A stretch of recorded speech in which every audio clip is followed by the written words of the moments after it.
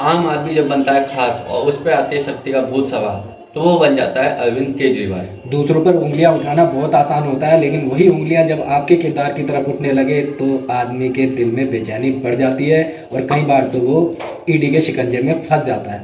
और ऐसे ही एक शिकंजे में फंस चुके हैं हमारे केजू दलाल, मतलब केजरीवाल। तो ऐसा क्या हुआ और क्या उनकी नीतियां थी इस राजनीति में आने से पहले उन पर वीडियो देख लेते हैं, फिर बात करते हैं। इस्तीफा मैं अपने जूते की नोक पे लेके चलता हूं, मेरे को कोई मुख्यमंत्री की कुर्सी का लालच नहीं है। तो पहला सवाल जो अरविंद केजरीवाल से पूछा गया वो ये कि क्या आप इस्तीफा देंगे। अरविंद केजरीवाल ने सीएम पद से इस्तीफा देने से इनकार किया, कहा अगर करना पड़ा तो जेल से सरकार चलाऊंगा, अंदर हो या बाहर हो सरकार वहीं से चलेगी। जूते की नोक पर इस्तीफा रखने वाले का शायद आजकल जूता नहीं मिल रहा। ठीक है, ये शब्द गए थे अरविंद केजरीवाल ने सत्ता की ये गर्मी हासिल करने से पहले, जिस समय ये जूझ रहे थे इन सब से, उस समय इनका ये कहना था कि अगर कल को इनके ऊपर कोई आरोप साबित होता है तो सीएम की कुर्सी को ये अपने जूते की नोक पर रखते हैं। लेकिन आज शायद वो जूता नहीं मिल रहा, या शायद कहीं वो चोरी हो गया है। अब ये तो केजरीवाल जाने या सिसोदिया जाने। 2012 ਦੇ ਵਿੱਚ ਲੱਖਾਂ ਡਾਲਰ ਲੈ ਗਿਆ ਔਰ ਉਸ ਤੋਂ ਬਾਅਦ 2014 ਤੋਂ ਲੈ ਕੇ ਅੱਜ ਤਾਈਂ 16 ਮਿਲੀਅਨ ਡਾਲਰ ਖਾਲਿਸਤਾਨੀ ਪੱਖੀ ਧਿਰਾਂ ਨੇ ਦਿੱਤਾ। ਇਹ ਆਮ ਆਦਮੀ ਪਾਰਟੀ ਦੀ ਸਰਕਾਰਾਂ ਬਣਾਉਣ ਨੂੰ। हाँ तो भाई देखो, यहाँ तो खालिस्तानी भी चीख चीख करके कह रहे हैं कि ये कितना बड़ा दल्ला है। ठीक है, ना तो इसने अपनों को छोड़ा ना परायों को छोड़ा, सबको लपेटा एक तरफ से, सबसे पैसा खाया है और आखिर में क्या कहता है अपने आप को, कट्टर देशभक्त, है ना। अब ये जो वीडियो आप देख रहे थे, इस खालिस्तानी को तो आप सब पहचानते ही होंगे। सोचो जिसने खालिस्तानियों से पैसा खा लिया हो वो कितना बड़ा देशभक्त होगा। ये देशभक्ति के नाम पर गाली है। कांग्रेस ने सारे कुकर्म किए, कोयला खा गई, लोहा खा गई, 2G खा गई और आगे कर दिया मनमोहन सिंह को। कुछ नहीं बोलता मनमोहन सिंह, आगे कर दिया, साइन करा लिया फाइलों पे। हाँ तो भाई कांग्रेस के बारे में बता रहे हैं, मनमोहन सिंह के बारे में कह रहे हैं, कुछ नहीं बोलते, तो क्या कहोगे केजरीवाल के लिए? भाई कांग्रेस के साथ जो है सत्ता के लिए लड़ने वाली, इंडिया अलायंस में शामिल होने वाली, वो भी आम आदमी पार्टी ही थी, जिन्होंने इंडिया अलायंस में जो उनके प्रिंसिपल थे उनके साथ जो है समझौता किया। यही केजू दलाल था जिसने अपने बच्चों की कसम खाई थी कि जिंदगी में कांग्रेस के साथ गठबंधन नहीं करेगा, क्योंकि कांग्रेस से ज्यादा भ्रष्ट पार्टी पूरे देश में कहीं नहीं है। और आज ये उसी के टट्टे जा रहा है। ठीक है, ये हालात हो गई है कि इसको गठबंधन करना पड़ रहा है। जेल में जाने के आसार इसे पहले से नजर आ गए थे और अपने बचाव के लिए इसने आज वो गठबंधन भी कर लिया, क्योंकि राजनीति के सामने शायद परिवार और बच्चों की कोई कीमत नहीं है केजरी दलाल की आंखों में। कांग्रेस वालों ने चोरी कर रखी है, मुलायम सिंह यादव ने चोरी कर रखी है, मायावती ने चोरी कर रखी है, सबने चोरी कर रखी है। और अगर ये पार्टियां जन लोकपाल बिल पास कर देंगे तो ये सारे जेल चले जाएंगे, सबकी संपत्ति जब्त हो जाएगी। तो कैसे लोकपाल बिल पास करें, कैसे भ्रष्टाचार दूर करें? ये लोग नहीं करेंगे। जब तक इन सबको उखाड़ के नहीं फेंका जाएगा तब तक ये लोग ठीक नहीं करेंगे। अच्छा भाई, लालू की पार्टी को उखाड़ने की बात कर रहे हैं, कांग्रेस को उखाड़ने की बात कर रहे हैं, कह रहे हैं कि ये सब भ्रष्ट थे, है ना। जब तक लोकपाल बिल नहीं आएगा तब तक ये मसला सॉल्व नहीं होगा। तो क्या लोकपाल बिल आ गया? ना तो केजरीवाल ने जब लोकपाल बिल आने को था तो कहा था कि मैं 2 हफ्ते के अंदर जो है दिल्ली में लोकपाल बिल लागू करूंगा। और आज उसकी हालत ये है कि जो शराब के घोटाला हुआ है उसमें अभी तक कोई भी जो है निष्कर्ष नहीं निकला है। भले ही चाहे जेल तो हुई है, लेकिन उसका कौन मेन गुनहगार था ये तो अभी तक नहीं पता लगा। कितनों को उससे जो है सजा मिली ये भी अभी तक नहीं साबित हुआ। आपको मैं बताता हूँ, अन्ना हजारे ने जब लोकपाल बिल के लिए प्रदर्शन किया था उस समय केजरीवाल ने साथ दिया था। और केजरीवाल ने जिस हिसाब से पलटी मारी है ना, तो अन्ना हजारे को शायद इतना तगड़ा सदमा लगाया कि उसके बाद उन्होंने कोई आंदोलन ही नहीं किया। ठीक है, ये लोकपाल बिल को जारी करने के लिए आंदोलन कर रहे थे और आज मेरे ख्याल से कम लगभग 10 साल हो चुके होंगे। ठीक है, लमसम 10 साल हो चुके होंगे, 2-4 साल ऊपर नीचे भी जा सकते हैं, लेकिन लोकपाल बिल दोबारा से लागू नहीं हुआ। तो यह है केजरीवाल की नीति। नहीं करेंगे। तीसरा प्रश्न ये उठता है कि ये जीतने के बाद भ्रष्ट हो गए तो क्या करोगे? तो हम जन लोकपाल बिल, अन्ना वाला जो लोकपाल बिल था दिल्ली के उसमें वो लोकायुक्त बिल कहलाएगा, जीतने के 15 दिन के अंदर वो कानून पास कर देंगे। हमारी पार्टी का भी कोई आदमी भ्रष्टाचार करेगा तो 6 महीने में वो जेल जाएगा, उसकी संपत्ति जब्त होगी, जेल में जाएगा इनकी पार्टी का कोई भी बंदा अगर भ्रष्टाचार करता है। तो क्या कहना चाहोगे? अब बड़ी बड़ी एसी लगवाना, बड़े बड़े घरों में रहना, महंगी महंगी चीज़ें इंपोर्ट करना, ये सब काम जो है केजरीवाल कर सकते हैं। तो हो सकता है वो ज़्यादा ईमानदार हों, जो ये सारा पैसा आ रहा हो। कहते हैं कभी कभी किसी की जुबान पर सरस्वती बैठ जाती है, शायद जिस समय इस केजरीवाल ने ये बात कही होगी इसकी जुबान पर सरस्वती बैठ गई होगी। ठीक है, कि सारे के सारे भ्रष्ट हो चुके हैं और अगर कोई भ्रष्ट है तो उस पर कानूनी कार्रवाई हो और उसे जेल में डाला जाए। अब ये कतार तो जैन साहब, ठीक है ना, और टिकट ब्लैक किया संजय, और क्या कहते हैं सिसोदिया, भगत सिंह के अनुयायी, और कट्टर ईमानदार खुद केजरीवाल, है ना, ये एक एक करके सब जेल में चले गए।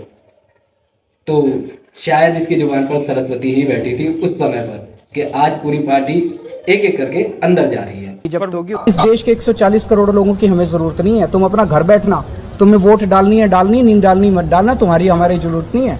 तुम्हारे वोट की हमें जरूरत नहीं है, लोगों के वोट की हमें जरूरत नहीं है।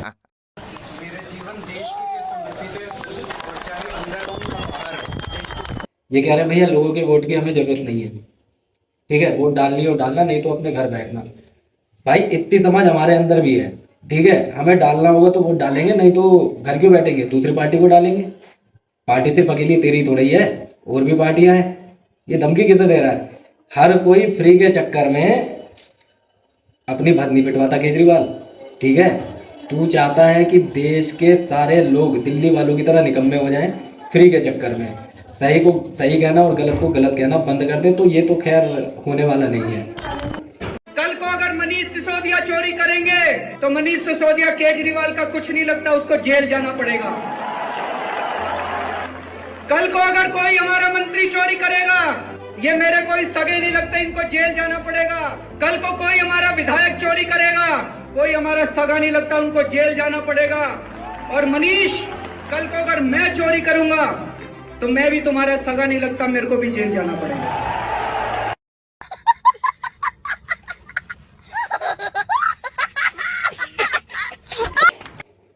जाएगा भाई इस बारे में, ठीक है, जब वो चोरी करेगा वो जेल जाएगा, ठीक है, चाहे जैन चोरी करे, चाहे संजय चोरी करे, चाहे सिसोदिया चोरी करे, चाहे केजरीवाल चोरी करे, जो चोरी करेगा वो जेल में जाएगा। और वास्तव में सारे के सारे जेल जा चुके हैं और कईयों के अभी नंबर बाकी हैं, जिसमें 2-3 के नाम तो केजरीवाल ने खुद अपने नाम से लिए कोर्ट के अंदर कि भाई मैं अकेला नहीं हूँ, ये भी है, मुझे अकेले को मत पीटो, इन्हें भी लपेटो, ये भी टूटने चाहिए, इनकी भी खातिरदारी जरा तबीयत से करो। तो भैया इस घटना से तो साफ साबित जाहिर होता है कि भैया सरस्वती माता बैठ चुकी थी। हाँ, मैं कह रहा हूँ ना, उस समय शायद इसकी जुबान पर सरस्वती माता विराजमान थी। कुरान केवल मुसलमानों के लिए पाक नहीं है, वो हिंदुओं के लिए भी पाक है। मेरा मानना है कि कोई भी सच्चा हिंदू कभी भी कुरान को नापाक नहीं कर सकता। तो मुझे बहुत दुख हुआ और आज पूरे दिल से अल्लाह ताला से इफ्तार के इस वक्त दुआ मांगते हैं। अच्छा, केजरीवाल साहब कुरान की इस वीडियो में इतनी बड़ाई कर रहे हैं, मैं सिर्फ एक सवाल पूछना चाहूँगा, जितने भी केजरीवाल के फॉलोवर है या उसे मानते हैं, मुझे सिर्फ इतना बताओ कि जब कुरान इतनी अच्छी है तो जेल में बैठ करके केजरीवाल को रामायण और महाभारत क्यों मंगानी पड़ी भाई पढ़ने के लिए? कुरान क्यों नहीं मंगाई? कुरान पढ़ाई नहीं थी, है ना, कुरान पढ़नी चाहिए थी, इसने रामायण और महाभारत मंगाई क्यों? सोचने की बात है। शायद इसकी नानी ने कहा होगा, क्योंकि इसी की नानी ने कहा था ना कि मस्जिद तोड़कर वहां पर राम मंदिर नहीं बन सकता। मैं आपको एक नंबर दे रही हूँ, 824624। इस व्हाट्सएप नंबर पर आप अपने अरविंद को आशीर्वाद भेज सकते हैं। साले सुअर की औलाद, कीड़े पड़ेंगे तेरे ऊपर, कुत्ते की मौत मरेगा और मरने के बाद हमेशा हमेशा के लिए नरक की आग।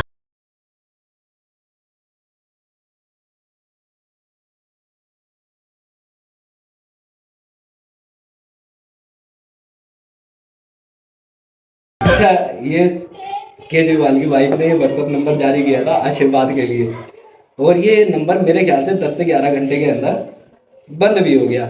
तो आखिर ऐसा कौन सा आशीर्वाद दे दिया दिल्ली वालों ने और देश की जनता ने कि 8 से 10 घंटे के अंदर ये आशीर्वाद का जो पूरा कोठरी थी ये लेके उठा के भागनी पड़ी आम आदमी पार्टी वालों को? ऐसा क्या आशीर्वाद दे दिया था, क्या लगता है? भैया ये आशीर्वाद वर्षा होगा ज्ञान के रूप में, सुविचारों के रूप में। जितनों के इसने दिल दुखाए हैं ना और जितनों के साथ इसने धोखा किया है, उन सब ने भर भर के गालियां दी है और तरीके से गरियाया है इसको। ठीक है, मतलब इतने अच्छे तरीके से गरियाया है कि इन्हें 8 से 10 घंटे के अंदर जो व्हाट्सएप नंबर इन्होंने जारी किया था उसको बंद करना पड़ गया। ठीक है, अब ये तो ये कह रहे थे कि आप जो आशीर्वाद देंगे वो हम जाकर के जेल में केजरीवाल जी को दिखाएंगे, उन्हें पढ़ाएंगे। अब सोच करके देखो, अगर वैसे ही उसका मेरे ख्याल से 4.5 किलो वजन कम हो गया है, अगर गलती से वो ये व्हाट्सएप के मैसेज पढ़ लेता जो जनता ने उसे लिख करके भेजे तो वजन कितना कम होता, शायद हवा के बराबर। देखो कुल मिला के बात ये है, कट्टर ईमानदार के नाम पर और राजनीति बदलने के नाम पर जो लोगों को इसने बेवकूफ़ बनाया ना, और सीएम की कुर्सी को लात मार करके शुरुआत में जो इसने लात मारी थी और जनता को ये दिखाना चाहा था कि इससे ज़्यादा समझदार और देश को चाहने वाला नेता शायद इन्हें दोबारा नहीं मिलेगा। नायक फिल्म के अनिल कपूर बन के आए थे ये, लेकिन अमरीश पुरी बन के रह गए। शायद हालात ठीक नहीं थे या फिर इनकी भावनाएं ठीक नहीं थी। क्या कहना चाहोगे भैया? देखो, राजनीति एक अपनी छवि के साथ साथ देश की छवि को भी बनाती है। अगर आप राजनीति करते हो लेकिन उसमें देश जो है सर्वोपरि रहना चाहिए, लेकिन केजरीवाल ने पहले तो यही कहा कि देश सर्वोपरि होगा और बाद में खुद को सर्वोपरि बना दिया। गाड़ी नहीं लूंगा, बंगला नहीं लूंगा, बच्चों की कसम खाता हूँ, ये सुविधाएं नहीं लूंगा, लाल बत्ती नहीं लूंगा। ठीक है ना, ये सारी जो इसने ये कस्में वादे जनता के साथ किए थे वो सारे के सारे आज धरातल पर धाराशाही है। सबने अपनी आंखों से देखा है कि ऐसी कोई सुविधा नहीं है जो इसने ना ली हो। मेरे ख्याल से 40 लाख के टॉयलेट पे तो बैठ करके ये बंदा हकता है। ठीक है ना, तो आप सोच सकते हो इस बंदे की मानसिकता क्या होगी। ये देश बदलेगा? रोहिंग्याओं को दिल्ली में बसाने वाला, उनके राशन कार्ड बनाने वाला, उन्हें कोरोना काल में भी फ्री में खाना खिलाने वाला और देश को गालियां देने वाला सिर्फ एक ही नेता है और वो है ये केजू दलाल। आपको वीडियो पसंद आया तो वीडियो को लाइक करें, कमेंट करें, और आप भी कुछ कहना चाहते हो तो कमेंट सेक्शन में कह सकते हो। वीडियो को लाइक मत करना, कमेंट मत करना, लेकिन इतना चाहता हूं कि केजरीवाल को वोट भी मत देना, कांग्रेस को भी वोट मत देना। जो देश के लिए सोचे और सही बात करे उसे वोट देना। ठीक है, तो सभी को राम राम, जय श्री राम।